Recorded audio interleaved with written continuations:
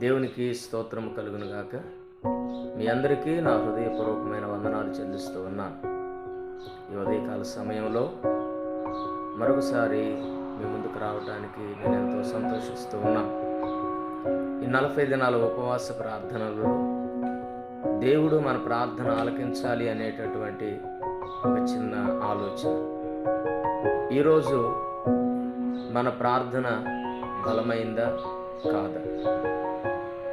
ఈ దేవుని బిడ్డలారా, ఉదయకాలంలో చేసేటటువంటి ప్రార్థన చాలా బలమైనదని చాలామంది అనుకుంటారు.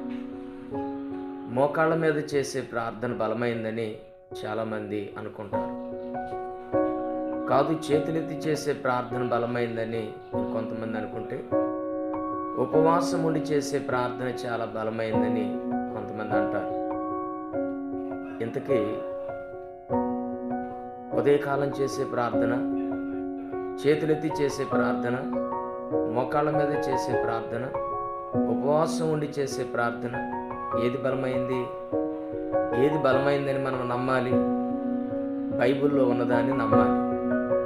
బైబిల్ ఏది బలమైన ప్రార్థన అని చెబితే ఆ ప్రార్థనే దేవుని దగ్గరకు చేరుతుందనే విషయాన్ని నేను మీకు జ్ఞాపకం చేస్తున్నాను.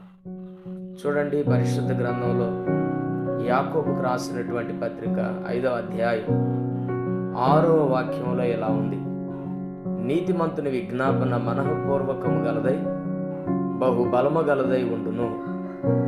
ఇవేవి కాదు కానీ నీతిగా ఉండి నీతిమంతునిగా ఉండి ప్రార్థన చేస్తే ఆ ప్రార్థన చాలా బలమైనది. కనుక నీతిమంతులు ఎవరు? బైబిల్లో ఉంటుంది, దేవుని వాక్యము వినువారు నీతిమంతులు కాదు కానీ దేవుని వాక్యమును విని దాని చొప్పున ప్రవర్తించు వారే నీతిమంతులని ప్రభువు సెలవిస్తూ ఉన్నాడు. కనుక దేవుని వాక్యం వినండి, వాక్యానుసారంగా నడుచుకోండి. మీరు ప్రార్థన చేస్తే ఆ ప్రార్థన బలంగా ఉంటుంది. అది దేవుని దగ్గరకు చేరుతుంది. దేవుడు ఆ ప్రార్థనకు ప్రతిఫలం ఇస్తాడు. కనుక అలాగను ప్రార్థిస్తారని, పరిశుద్ధమైన జీవితం కలిగి ఉంటారని ఆశిస్తూ మీ అందరికీ ప్రభు పేరట వందనాలు చెల్లిస్తూ ఉన్నాను. దేవుడు మిమ్మును మీ కుటుంబమును దీవించి ఆశీర్వదించునుగాక. ఆమేన్.